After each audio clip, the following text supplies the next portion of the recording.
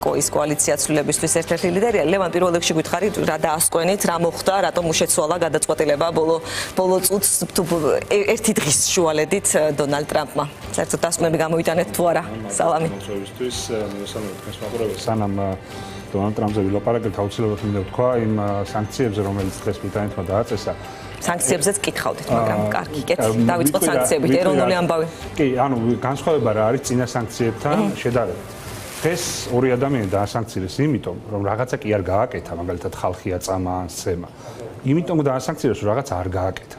არ გააკეთა თავის საქმე ჯეროვნად, მაგალითად კალო კაცსტაძემ არ გამოიძია პოლიციელების მხრიდან ძალადობის ფაქტები. და ამიტომ დასანქცირდა ის. ამიტომ შემდეგში ვერც ერთი ივანიშვილის რეჟიმის მსახური ვერ დაიმშვიდებს თავს იმითი და ვერ იტყვის რომ მე პატარა კაცი ვარ, არაფერს არ ვაფუჭებ, ჩემთვის ვარ და ვინ დამასანქცირებს. დაგასანქცირებენ, იმიტომ რომ თქვენ საქმეს არ აკეთებთ, რა საქმეც გავალიათ და რა საქმეც გავალიათ საქართველოს კონსტიტუციით. ამიტომ თუ ვინმეს არ უნდა რომ სანქციების ობიექტი გახდეს, არის ორი გამოსავალი. ერთი ის რომ თავის საქმე აკეთონ, რაც კონსტიტუციით და კანონით არის გათვალისწინებული, რაც ამ რეჟიმის პირობებში უბრალოდ შეუძლებელია და მეორე რაც შეუძლიათ, დაწერონ განცხადებები და წავიდნენ სამსახურიდან, იმიტომ რომ თუ ვინმეზე დგას დღეს ივანიშვილი დგას სწორედ აი ამ ხალხზე, რომლებიც მის ბრძანებებს ასრულებენ. როგორც კი დადგება მომენტი, როცა მის ბრძანებას არავინ არ შეასრულებს, ივანიშვილის ძალაუფლებაც ავტომატურად დასრულდება. გააქვთ ასეთი რყევის მოლოდინი, ფიქრობთ რომ ასეთი ეფექტი შეიძლება კონდეს ახლა ამ სანქციებს? მე უბრალოდ მინდა რომ ამ ადამიანებს კიდევ ერთხელ აქედან მოუწოდო. მე ამჯერა რომ ისინი ამას გააკეთებენ, იმიტომ რომ ისინი მოქმედებენ რაღაცა იქნებას პრინციპით. უბრალოდ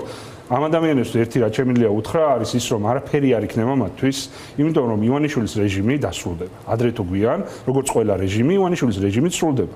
და 70 წლის კაცი, 70 წლის მინდა ვიყო დიქტატორი, არ არის ის, ვიზეც 30 და 40 წლის ადამიანმა ფსონი უნდა დადო ცხოვრებაში. იმიტომ რომ ივანიშვილის აღარ იქნება ამ ქვეყანაში. არც მისი რეჟიმიც აღარ იქნება და ეს ადამიანები ბევრი ათეული წელი, მომდევნო ბევრი ათეული წელი იქნებიან სანქციების ქვეშ. ვერც ქვეყნიდან ვერსად ვერ წავლენ ნორმალურ ქვეყნებში.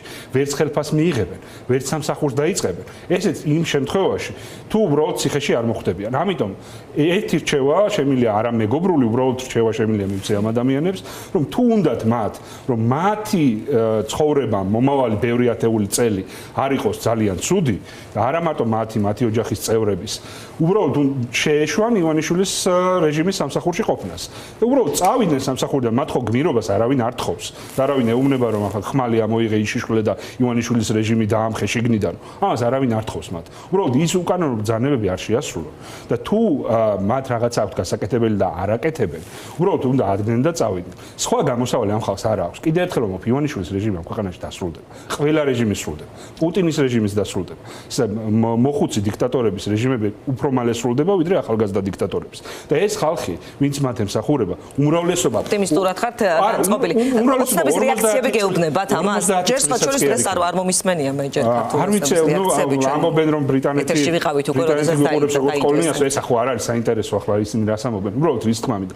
ეს ხალხი 50 წელსაც არ იქნება, მთელი ცხოვრება ექნება წინ და მაგ დროს ივანიშვილის რეჟიმი აქ ფიზიკურად აღარ იქნება და ისინი ვერ იცხოვრებენ ამ ქვეყანაში ნორმალურად. ამ ქვეყანაში კი ვერსად ვერ იცხოვრებენ ნორმალურად. კი, ახლა გადავიდეთ მაშინ ტრამპზე. კი ბატონო, როგორ ფიქრობთ რა მოხდა? ჯერ დაწესებული ტარიფები, შოკური ეფექტი საფონდო ბირჟებზე ყველა მიმართულებით მთელს მსოფლიოში და ამის შემდეგ გუშინ მიღებული გადაწყვეტილება უკვე რამ განაპირობა ეს, როგორ გქონიათ ადმინისტრაციაში ამბობენ რომ ეს მისი გეგმა იყო, მაგრამ ფიქრობთ რომ ეს ასე ქონდა ჩაფიქრებული მას? მე ერთი რაც შემიძლია ვთქვა, ვინც არ უნდა იყოს ამერიკის პრეზიდენტი და რა ადმინისტრაციაც არ უნდა იყოს იქ, ამერიკა არის დემოკრატია და ამერიკის ხელისუფლება უსმენს იმ სიგნალებს, რაც მოდის ხალხისგან, განსხვავებით ქართული ოცნებისგან, რომელიც არავისაც არ ისმენს, გარდა ივანიშვილის. ამერიკაში, მათ შორის ტრამპიც ისმენს იმ წუხილებს, რაც აქვს მის მოსახლეობას. თქვენ საუბრობდით, რომ მისმა გარემოცმამ დაკარგა მილიონები და მილიარდები, რა თქმა უნდა, მაგრამ ამ ხალხს აქვს ეგრეთ წოდებული უსაფრთხოების ბალიში, იმიტომ რომ მათ აქვს ბევრი ფული და როცა ბევრი ფული გაქვს, შეგიძლია რაღაც გარკვეული თანხის დაკარგვის უფლება საკუთარ თავს მისცე. მაგრამ იმ ადამიანებს, რომლებიც ჩვეულებრივი ამერიკელები არიან და პირდაპირ დაზარალდნენ ამ ტარიფების გამოცხადების გამო, მათ ამხელა უსაფრთხოების ბალიში არ აქვთ. მათ შეიძლება უბრალოდ ერთ-ღამეში დაკარგონ მთელი საკუთარი შემოსავალი, მთელი ცხოვრება. ამიტომ ეს წუხილები მე მჯერა რომ იმ ადამიანებს, ვინც არიან ადმინისტრაციაში, გადასარევად ესმით. მათ უბრალოდ ძალიან რადიკალური გადაწყვეტილება მიიღეს და შეიძლება ჰქონდათ მოლოდინი რომ ყველა უკან დაიხევდა და ამით გამოივაჭრებდნენ კარგ ეგრეთ წოდებულ შეთანხმებებს სამ ქვეყნებთან. უბრალოდ აღმოჩნდა რომ პრინციპში არც არავინ უკან არ დაიხია. მართალია ბევრმა საპასუხო ტარიფების დადება არ იჩქარა და ჩემი აზრით ძალიან სწორად მოიქცნენ. იმიტომ რომ ეს არის პირველ რიგში შენი ქვეყნის დაზარალება, როცა სხვებს ადებ ტარიფს და არა მოწინააღმდეგე მეტოქე ქვეყნის დაზარალება.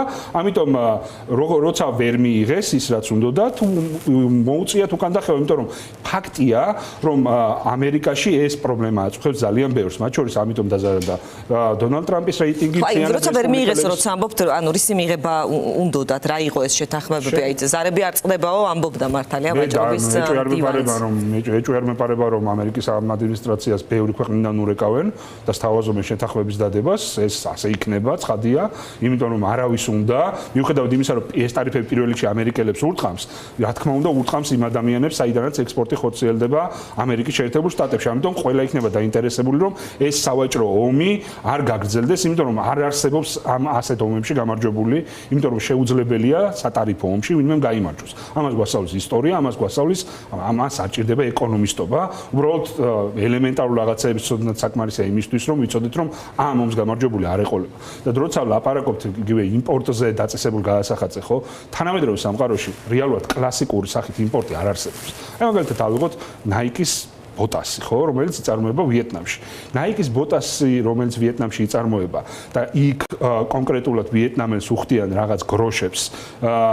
ის არის რეალურად ამ კომპანიის ამ ბოტასის ღირებულება თუ იმ ხალხის მიერ შესრულებულ სამუშაოს, რომელიც ამერიკაში ცხოვრობს, რომელიც არის დიზაინერი, მარკეტოლოგი, რომელმაც შეფუთა ეს პროდუქტი, შექმნა, რა თქმა უნდა, ძირითადი თანხა, რომელიც ამ კონკრეტული ნივთის თვითღირებულებაში არის თვითონ ამერიკის შიგნით ხდება ამ თანხის გადახდა იმ ადამიანებზე, რომლებიც ამ კომპანიაში მუშაობენ და რეალურად ამ ნივთის ღირებულების, თვითღირებულების მხოლოდ მიზერული ნაწილი მიდის უცხოეთში და რეალურად ეს არ არის ანერი იმპორტი, კლასიკური გაგებით, ხო? ეს არ არის მე-20 საუკუნის დასაწყისი, როცა ერთ ქვეყანაში იწარმოებოდა ყველაფერი. მაგალითად ავტომობილებზე ტარიფების დაწესებაზე არის, ხო, ლაპარაკი იგივე, მაგალითად ავიღოთ ნებისმიერი ამერიკული კომპანიის მანქანა, მაგალითად Chevrolet-ის მანქანების ქარხნები, ერთი რო არის ამერიკაში, მეორე არის კანადაში და ერთმა მანქანამ შეიძლება რამდენჯერმე გადაკვეთოს საზღვარი, სანამ საბოლოო სახეს მიიღებს. ამიტომ ეს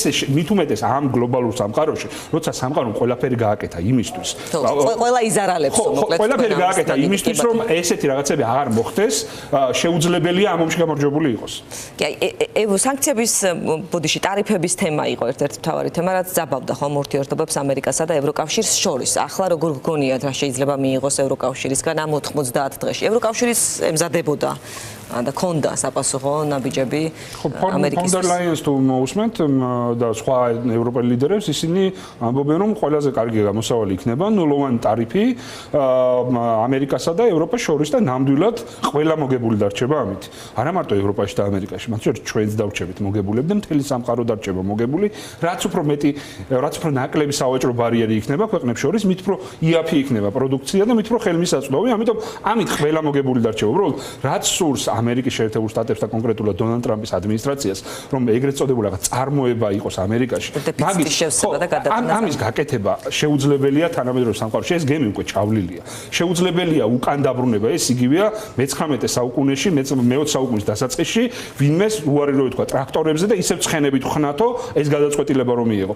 ამერიკა იმიტომ აღარ არის ეგრეთ წოდებული წარმოების ქვეყანა, რომ განვითარდა, ბევრად წინ წავიდა და სხვა ახლა უკვე სერვისების მიმწოდებელია. ბევრად მეც აკეთებს ადამიანი, რომელიც სახლში ზის და ქმნის დიზაინს, ვიდრე ნებისმიერი ქარხნის, ნებისმიერი მაღალ ტექნოლოგიური. მაგრამ მას აქვს თავისი მიზნები, ხომ ლევან? ზიანის მოტანა ხომ არ უნდა სინამდვილეში თავისი ქვეყნისთვის, შიგნით ამომრჩევლისთვის, ელექტორატისთვის. მას აქვს თავისი მიზნები, ამიტომ გითხრათ ევროკავშირისგან რა შეიძლება მიიღოს ახლა მან მომდევნო 90 დღეს. მე ვფიქრობ, რომ ყველაზე საუკეთესო ვარიანტი იქნება თუ ისინი შეთანხმდებიან, რომ ტარიფები არ იყოს არც ერთ მხარეს. ის რომ რაღაც სავაჭრო დეფიციტი ხელოვნურად შეამცირონ, კიდევ ერთხელ რომ ეს არის შეუძლებელი, ეს მხოლოდ დამოკიდებულია იმაზე, თუ ადამიანებს ისი ყიდვა სურთ, როგორც ამერიკაში, ისე ევროკავშირში და ისე ნებისმიერ წერტილში, დედამიწის ნებისმიერ წერტილში. შეუძლებელია ამის შეიძლება იყოს მისაღები ტრამპისთვისაც, თუ კი ევროკავშირი ითქვას, რომ მოდი ორ მხრივად იყოს ნულოვანი ტარიფი. 90-იანების დასაწყისში ამერიკის და ევროპის ერთსულ მოსახლეზე ადამიანის შემოსავალი იყო დაახლოებით თანაბარი.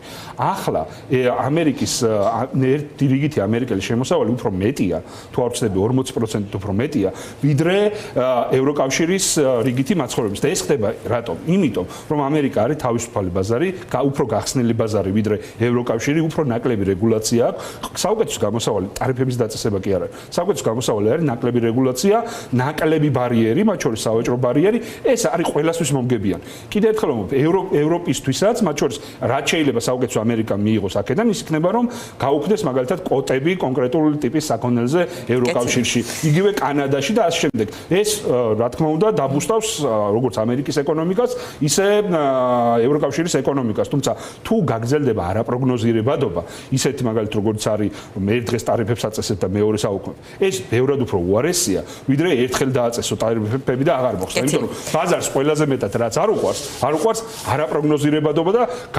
არაგანჭვრეტადობა მომავალში, იმიტომ რომ შეუძლებელია დაგეგმო რაღაცა ერთი წლის მერე, როცა არ იცი ხვალ რა იქნება. კეთილი. ნახევარწუთი დაგვრჩა და გასაგები იყო თქვენთვის ისე რუსეთის მიმართ ტარიფების არ დაწესება. უკრაინა მოხვდა სატარიფო სისტემაში და რუსეთი არ მოხვდა, მოლაპარაკებები დახსნეს. მოდი ესეთ რაღაცა ვთქვა. არანაირი აბსოლუტურად არანაირი მნიშვნელობა არ ქონდა რუსეთის ტარიფებს დაუწესებდა თუ არა. იმიტომ რომ პრაქტიკულად არანაირი ვაჭრობა რუსეთსა და ამერიკას შორის არ ხდება, ამიტომ ამას არანაირი მნიშვნელობა არ აქვს. ლევან, ძალიან დიდი მადლობა რომ იყავით ჩვენი სტუდიის სტუმარი ლევან ყურაშვილი პასუხობდა ჩვენ შეკითხვებს.